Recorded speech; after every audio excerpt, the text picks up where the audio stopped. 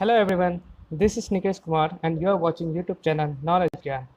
आज के वीडियो में हम आरआरबी एनटीपीसी के previous years general awareness questions को डिस्कस करने जा रहे हैं। दोस्तों, जैसा कि आपने पहले वीडियो में देखा था, हमने 28 मार्च की फर्स्ट शिफ्ट के क्वेश्चंस को डिस्कस किया था और उसमें 40 क्वेश्चंस को डिस्कस करने के कारण वो वीडियो काफ़ी लंबा भी हो गया था। तो आज हम 2 अप्रैल के सेकेंड शिफ्ट के क्वेश्चंस को डिस्कस करेंगे, लेकिन उसमें से सिर्फ 20 क्वेश्चंस को ही डिस्कस करेंगे और उसके पार्ट सेकंड में नेक्स्ट 20 क्वेश्चंस को डिस्कस करेंगे। तो आइए देखते हैं क्या है क्वेश्चंस। लेकिन उससे पहले अगर आपने हमारे चैनल नॉलेज गन को सब्सक्राइब नहीं किया है तो do subscribe our channel and press the bell icon to get all the notifications. The first question is the process when the computer is switched on and the operating system gets loaded from hard disk to main memory is called। मतलब अब जब computer को switch on करते हैं तो इसमें क्या होता है, ऑपरेटिंग सिस्टम जो है हार्ड डिस्क से मेन मेमोरी में लोड होता है। तो इस प्रोसेस को क्या कहा जाता है? This process is called booting. और बूटिंग भी जो है दो तरह का होता है, एक कोल्ड बूटिंग होता है, एक वार्म बूटिंग होता है। कोल्ड बूटिंग को आप किसको कहते हैं? जब आप कंप्यूटर को जब वो ऑफ है उसको स्टार्ट करते हैं तो वो हो गया कोल्ड बूटिंग, जिसमें कि कंप्यूटर और आपका पूरा हार्डवेयर के साथ आपका ऑपरेटिंग सिस्टम भी स्टार्ट होगा पूरा। लेकिन एक वार्म बूटिंग है जिसमें आपको सिर्फ ऑपरेटिंग सिस्टम को आप रीस्टार्ट करते हैं, उसमें आपका कंप्यूटर स्विच ऑफ नहीं होगा, सिर्फ ऑपरेटिंग सिस्टम ऑफ होकर ऑन होगा, रीस्टार्ट होगा। तो उसे हम वार्म बूटिंग कहते हैं। तो वार्म बूटिंग हम करते हैं जिस समय हमारा सिस्टम जो है क्रैश हो जाता है या फ्रीज हो जाता है, तो उस समय हम वार्म बूटिंग कहते हैं। और जनरली जो हम रीस्टार्ट करते हैं तो उसको हम रीबूटिंग भी कहते हैं, और अगर स्विच ऑफ से अगर ऑन कर रहे हैं तो उसे हम बूटिंग कहते हैं। So the option A is correct. Now moving to the second question. Second question is which Indian won the 2014 Nobel Prize for Peace? Peace के लिए 2014 में किस इंडियन को नोबेल प्राइज़ दिया गया था? तो इसका आंसर है ए, कैलाश सत्यार्थी। दोस्तों, कैलाश सत्यार्थी और मलाला यूसुफजई इन दोनों को 2014 का नोबेल पीस प्राइज़ दिया गया था। तो मलाला यूसुफजई जो है ये पाकिस्तान की है, तो इंडियन पूछा गया है तो ये कैलाश सत्यार्थी होंगे। इसके साथ ही आप थर्ड ऑप्शन को देखिए, संदीप चतुर्वेदी। तो संजीव चतुर्वेदी जो है ये कोई नहीं, ये बस एक आईएफएस ऑफिसर है, मीन्स इंडियन फॉरेस्ट सर्विस के ऑफिसर है। लास्ट जो है अंशु गुप्ता, ये जो है एक सोशल एंटरप्रेन्योर है और इनको भी 2015 में रेमन मैक्स से अवार्ड मिला था। तो this things you have to keep in your mind. उसके अलावा जो है नोबेल पीस प्राइज़ जो है 2019 का, अभी के करंट अफेयर्स के हिसाब से हम देखें तो 2019 का जो है वो अबे अहमद अली, जो कि इथोपिया के प्राइम मिनिस्टर हैं, और इनको बॉर्डर डिस्प्यूट सेटल करने के लिए दिया गया है अभी अपने नेबरिंग कंट्री इरिट्रिया के साथ। इरिट्रिया के साथ इन्होंने बहुत ही बातचीत करके बॉर्डर का जो डिस्प्यूट था उसे सेटल किया था। तो इसी के लिए उन्हें अबे अहमद अली को पीस प्राइज़ 2019 का नोबेल दिया गया है। Next question is who was the first president of the Indian national Congress? Indian national Congress, भारतीय राष्ट्र कांग्रेस के पहले अध्यक्ष कौन थे?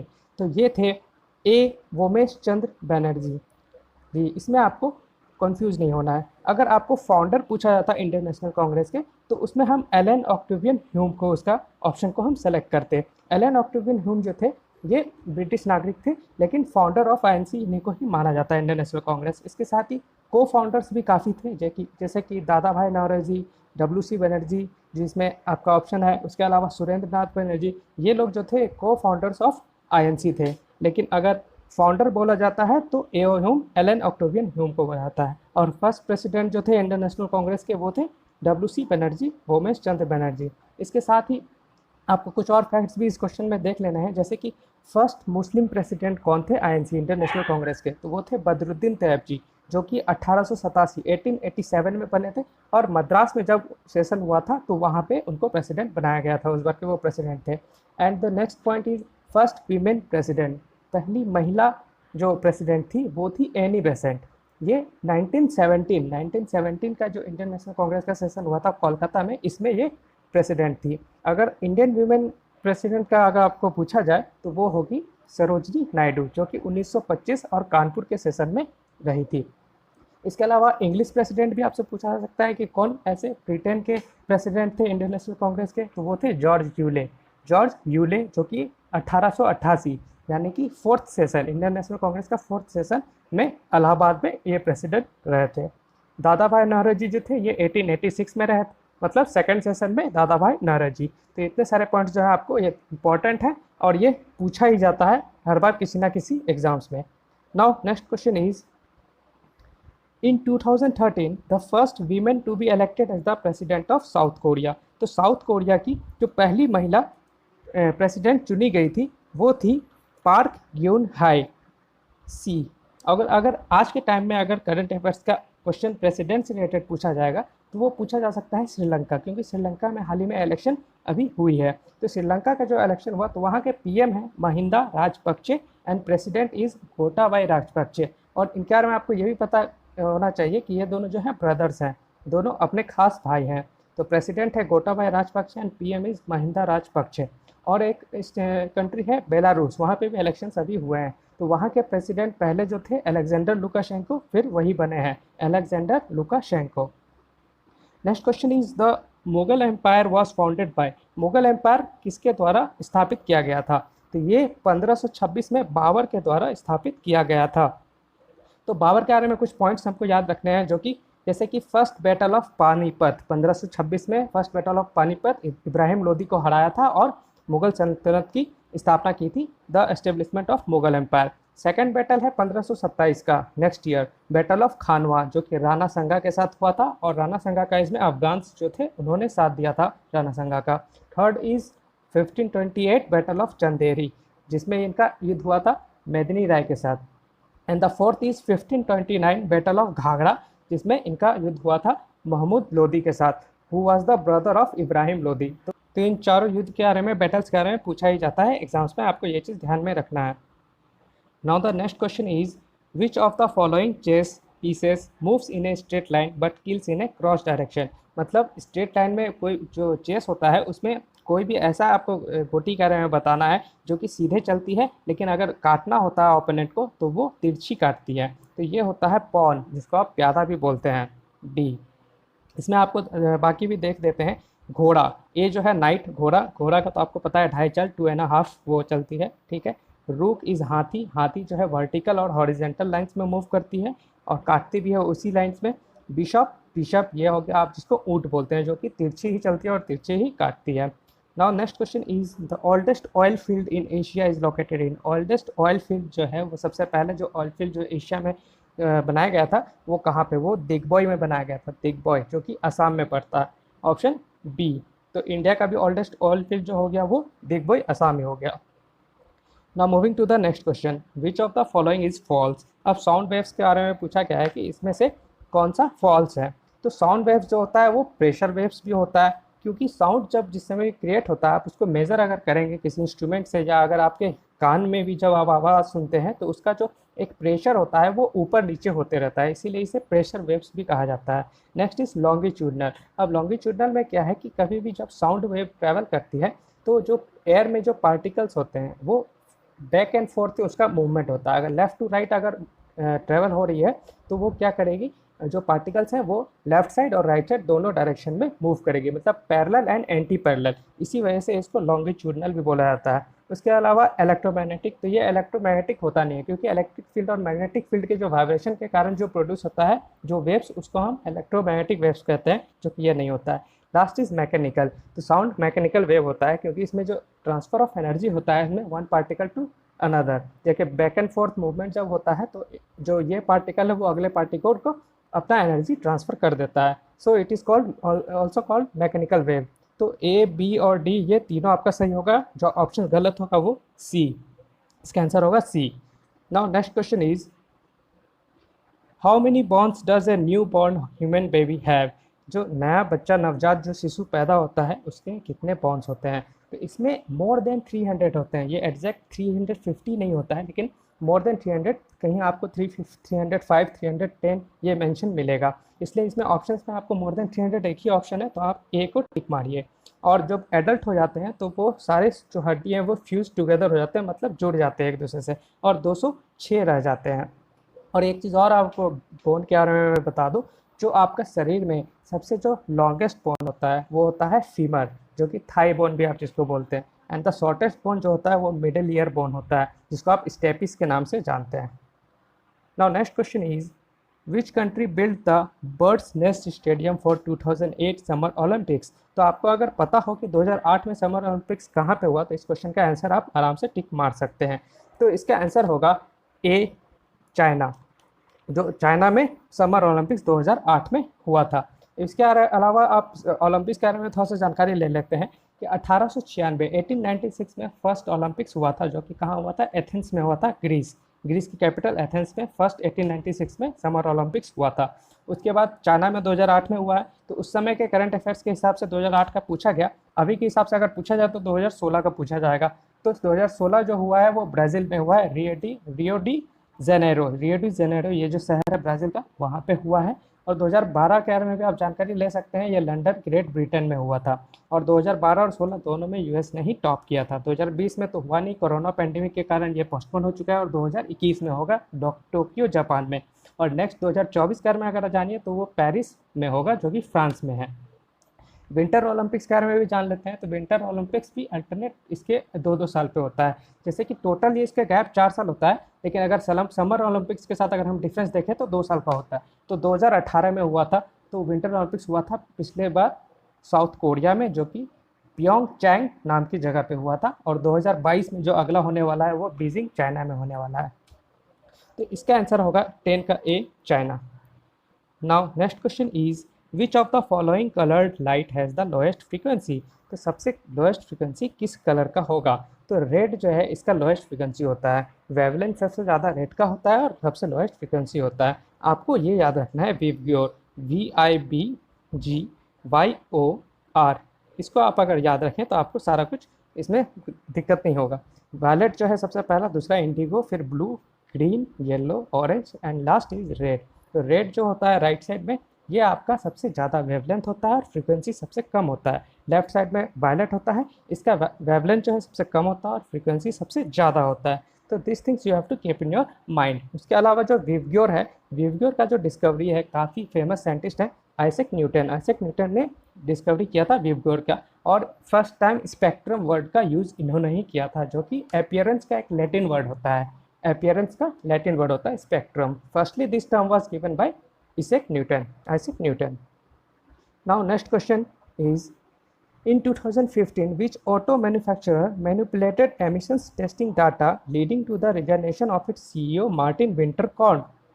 तो मार्टिन विंटरकॉर्न जो कि CEO थे वो वॉल्क्सवैगन कंपनी के, 2015 में इन्होंने रिजाइनेशन दे दिया था। क्यों दिया था, तो वॉल्क्सवैगन ने क्या किया था कि अपनी जो कार्स उस समय जो वो बना रही थी, तो उसमें क्या किया था, उसने एक सॉफ्टवेयर इंस्टॉल किया था जो कि आपको कार्बन एमिशन को कम शो करता था। कभी भी अगर आप उसको टेस्ट कंडीशंस में अगर टेस्ट करते तो उसका ऐसा प्रोग्राम किया हुआ था कि कार्बन एमिशन बहुत ही कम किया था। यहाँ तक कि आपको जो हार्मफुल पॉल्यूटेंट है जैसे नाइट्रिक ऑक्साइड, वो तो 40 टाइम्स कम दिखता था। और बाद में जब ये रोड कंडीशंस में जब इसको टेस्टिंग करके पता लगाया गया, तो यूएस में इसका चेकिंग हुआ था, वहाँ का जो पोल्यूशन कंट्रोल बोर्ड है उसने चेक किया था, तो इसमें ये पकड़ा गया था। उसके बाद इसे काफ़ी ज़्यादा फाइन भी हुआ था और पूरे वर्ल्ड में क्रिटिसिज्म इसको झेलना पड़ा था, क्योंकि ये one of the top company है ऑटोमोबाइल के क्षेत्र में। इसका आंसर होगा A, Volkswagen. Next question is the only non metal which is liquid at room temperature. ऐसा कौन सा नॉन मेटल है, और ऐसा एक ही है, तो वो होता है बी, ब्रोमीन। ब्रोमीन जो है ये एक ऐसा नॉन मेटल है जो कि लिक्विड होता है रूम टेम्परेचर पे। इसके अलावा इससे रिलेटेड क्वेश्चन आप देख लें, मरकरी जो होता है वो मेटल में ऐसा होता है जो कि रूम टेम्परेचर पे लिक्विड होता है। लेकिन इसमें आपको ऐसा लगेगा कि कॉन्ट्रडिक्शन भी हो रहा है, क्योंकि मरकरी के अलावा भी कुछ मेटल्स हैं जैसे कि गैलियम है, सीजियम है, रुबिडियम है, ये भी मेटल्स हैं जो कि रूम टेम्परेचर कहा जाता है कि लेकिन इनका क्या है कि रूम टेम्परेचर से जस्ट एवव, मतलब रूम टेम्परेचर पे अगर आप थोड़ा सा इंक्रीज़ कीजिएगा टेम्परेचर, तब ये जो है लिक्विड फॉर्म में हो जाएंगे। लेकिन ये जनरली रूम टेम्परेचर पे लिक्विड फॉर्म में नहीं होते हैं। सिर्फ मरकरी ही एक ऐसा मेटल है जो लिक्विड फॉर्म में होता है रूम टेम्परेचर पे, और जितने भी नॉन मेटल्स हैं वो रूम टेम्परेचर पे सॉलिड फॉर्म में होते हैं, और एक सिर्फ ब्रोमीन है जो कि लिक्विड फॉर्म में होता है। Now next question is Maanch is a folk dance from. Maanch जो है ये किस स्टेट का फॉक डांस है। तो मांच जो है ये आपका फॉक डांस है एमपी, मध्य प्रदेश का। इसके अलावा हरियाणा का जो फॉक डांस है वो रासलीला है, झूमर है। झूमर और घूमर, इसमें आपको कन्फ्यूजन नहीं करना है। झूमर जो है हरियाणा का है, घूमर जो है वो राजस्थान का है। तो रासलीला, झूमर ये सब हरियाणा के हैं। आसाम का आपका बिहू है, काल गोपाल है, खेल गोपाल है, गोपाल वाला जो है ये आसाम का है। इसके अलावा केरल का तो आपको कथकली है, कायकोटी कली है, ये कली के नाम से जो आपको याद रखना है केरल का। कथकली तो आपको याद होगा। और एक है मोहिनी अट्टम, ये भी केरल का ही है। और एमपी का तो आप जान ही रहे हैं, ये एक मांच हो गया, एक मटकी भी है, एक जवारा भी है, ये सारे जो हैं ये मध्य प्रदेश के हैं। Now next question is which of the following insecticides harmful effects came under media attention when health issues in Kerala was publicised. तो केरल का जो एक कासरकोड जो डिस्ट्रिक्ट है वहाँ पे ये हेल्थ इश्यूज को देखा गया था कि एंडोसल्फान जो एक केमिकल है इसका इंसेक्टिसाइड के रूप में जो काफ़ी टाइम से लगभग 25 साल से 1976 से ये एक प्लांटेशन एरिया था गवर्नमेंट का, वहाँ पे लगभग 5-6 गांव का वो एरिया था, उससे भी ज़्यादा। तो वहाँ पे 25 साल से वो इंसेक्टिसाइड को यूज़ किया जा रहा था। उसके कारण क्या होता, अगल बगल के जो गांव वाले थे उनको काफ़ी ज़्यादा इफेक्ट किया था, उनके सेंट्रल नर्वस सिस्टम को ये डैमेज कर रहा था। और 25-30 साल के बाद ये चीज़ पता चल पाया। तो उसके बाद ये चीज़ मीडिया में जब आया था तो ये चीज़ सब लोगों को पता चला था। तो ये केमिकल है endosulfan. Now next question is which of the following acts under the Indian Constitution is described by Article 21A। 21A में कौन जो है आपका कौन सा एक्ट डाला गया है? तो 21A जो है ये आपका 86 अमेंडमेंट हुआ था 2002 में, और राइट टू एजुकेशन एक्ट ये जो है इंट्रोड्यूस कराया गया था। राइट टू एजुकेशन एक्ट 88वां अमेंडमेंट हुआ था 2002 में, और इसको आर्टिकल 21A में इंसर्ट किया गया था। इसके अलावा मतलब क्या था कि इसमें आपको फ्री एंड कंपलसरी एजुकेशन देना था सभी चिल्ड्रंस को। किस एज ग्रुप के? 6 to 14 ग्रुप ईयर्स के जो एज ग्रुप के जो बच्चे थे उनको फ्री एंड कंपलसरी एजुकेशन पहुंचाना था। तो गवर्नमेंट ने इसको एक फंडामेंटल राइट के तौर पे इसको इंट्रोड्यूस किया था। तो आंसर होगा A, right to education. Next option है राइट टू इन्फॉर्मेशन। तो राइट टू इन्फॉर्मेशन एक्ट जो है ये 2005 में आया था, और इसको आर्टिकल 19 का फर्स्ट पार्ट में इंक्लूड किया गया था। इसमें क्या था कि कोई भी सिटीजन जो इंडिया का है वो आप किसी भी गवर्नमेंट बॉडी से, किसी भी पब्लिक अथॉरिटी से आप इंफॉर्मेशन के लिए रिक्वेस्ट डाल सकते हैं, और आपको 30 दिन के अंदर वो रिप्लाई करके आपको बताएंगे। और अगर ये केस अगर लाइफ और लिबर्टी से जुड़ा हुआ हो तो उसमें उनका रिप्लाई का जो टाइम वो घट के 48 आवर्स हो जाता है। 48 आवर्स में उनको रिप्लाई देना होता है। उसके बाद है रिप्रेजेंटेशन ऑफ द पीपल। तो representation of the people act जो है ये 1951 में आया था। इसके बाद अमेंडमेंट भी हुआ काफ़ी, और ये आर्टिकल 327 के अंडर था। इसमें क्या था कि इलेक्शंस को कंडक्ट करवाने के लिए पहली बार इलेक्शंस जब नहीं हुआ था, तो 1951 की बात है, तो B.R. अम्बेडकर ने ही इस एक्ट को लाया था। और पहली बार इलेक्शंस को करवाने के लिए जो कि आपको पार्लियामेंट के दोनों ही हाउसेस के लिए और लेजिस्लेचर जो स्टेट में होता है उसमें इलेक्शंस करवाने के लिए इस एक्ट को लाया गया था 1951 में। उसके बाद आपका है right to freedom of religion. तो right of freedom of religion जो है ये आर्टिकल 18, ये आपको पता ही है। Next question is according to the constitution the ratio between the length and breadth of the national tricolour should be. तो नेशनल ट्राई कलर जो है उसका लेंथ और ब्रेथ का क्या वेथ होगा अकॉर्डिंग टू आवर कॉन्स्टिट्यूशन? तो length और ब्रेथ का जो वेथ होगा वो होगा 3:2। इसमें आपको कन्फ्यूजन नहीं करना है, क्योंकि कभी कभी आपको लेंथ इज टू ब्रेथ यहाँ पूछा गया है, ब्रेथ इज टू लेंथ भी पूछ देंगे, तो वहाँ पे ऑप्शंस आपको 2:3 और 3:2 दोनों दिया जाएगा। तो इसमें आपको ध्यान रखना लेंथ हमेशा 3 होगा और जो ब्रेथ है वो हमेशा 2 होगा। इसके अलावा हमारा कलर जो है नेशनल फ्लैग का, तो वो आपको टॉप में सैफ्रॉन होता है जिसको आप केसरी भी बोलते हैं, सेंट्रल जो है वो वाइट है, और नीचे में जो है वो इंडिया ग्रीन है। ग्रीन में भी इंडिया ग्रीन इसको बोला जाता है। और सेंटर में आपका अशोक चक्र है जिसमें कि 24 स्पॉक्स होते हैं, 24 स्पॉक व्हील, जो कि ब्लू कलर का होता है सेंटर में। और इसका डिज़ाइन जो किया गया था वो पिनगली वेंकैया ने डिज़ाइन किया था, और इसको 22 जुलाई 1947 को अडॉप्ट किया गया था। Now next question is in 1981 ISRO launch India's first Jio stationery satellite. तो 1981 में इंडिया ने जियो स्टेशनरी सैटेलाइट पहली बार लॉन्च किया था। तो उसका नाम क्या था? उसका नाम था एप्पल। अब एप्पल का फुल फॉर्म होता है एरियन पैसेंजर पेलोड एक्सपेरिमेंट। ये एक एक्सपेरिमेंटल ही था, आपको communication satellite, experimental communication satellite था। और एरियन इसका इसलिए क्यों बोला जाता है क्योंकि ये यूरोपियन स्पेस एजेंसी की मदद से और जो भेजा गया था, और जो लॉन्च व्हीकल था उसका नाम था एरियन, इसलिए इसका नाम रखा गया एरियन पैसेंजर पेलोड एक्सपेरिमेंट। और इसका नाम फुल फॉर्म उस हिसाब से आप देखें तो एप्पल नाम पड़ गया। और ये पहला जियो स्टेशनरी सैटेलाइट, मतलब जो अर्थ के ऑर्बिट में घूमेगा लेकिन अर्थ के साथ ही घूमेगा। अर्थ का रोटेशन जिस डायरेक्शन में हो रहा है उसी डायरेक्शन में होगा, और 24 घंटे में जो अर्थ एक चक्कर करती है तो ये भी पृथ्वी का एक चक्कर उसके साथ में ही साइमल्टेनियसली कंप्लीट कर लेगा।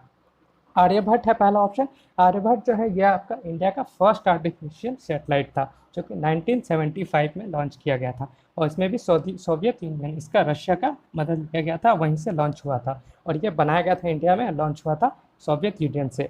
Now next question is, which of the following was the first antibiotic discovered by Alexander Fleming in 1928? 1928 में अलेक्जेंडर फ्लेमिंग ने पेनिसिलिन का आविष्कार किया था। पेनिसिलिन ये एंटीबायोटिक था, फर्स्ट एंटीबायोटिक। और 1945 में 1945 में इसके लिए उनको नोबेल प्राइज़ भी दिया गया था, मेडिसिन यानी कि फिजियोलॉजी के क्षेत्र में, मेडिसिन के क्षेत्र में। Now next question is, and this is also the last question, in which state is white desert present in India? India में जो है वाइट डेजर्ट किस स्टेट में पाया जाता है? तो ये जो है गुजरात में पाया जाता है, और गुजरात के रन ऑफ कच्छ में पाया जाता है।